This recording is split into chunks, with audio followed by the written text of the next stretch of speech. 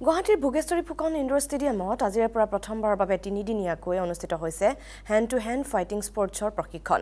Hand to hand fighting sports association of আছামে আয়োজন কৰা এই প্ৰশিক্ষণত উত্তৰ পূৰ্বাঞ্চলৰ শতাধিক খেলুৱৈয়ে অংশগ্ৰহণ কৰে।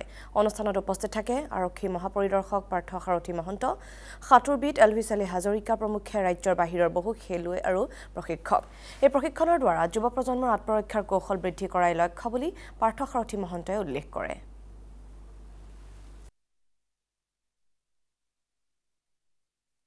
বেসিক্যালি মাৰ্শাল আৰ্ট হ'ল তাৰ কাৰণে শাৰীৰিক আৰু মানসিক দৃঢ়তা লাগে। গতিকে শাৰীৰিক আৰু মানসিক দৃঢ়তা থকাখিনি খেলিবলৈ আগবাঢ়ি আহে আৰু এনে আছে যে যি সেই শাৰীৰিক আৰু মানসিক দৃঢ়তা পাবৰ কাৰণে লাভ কৰিবৰ কাৰণে শিকিবলৈ আহে।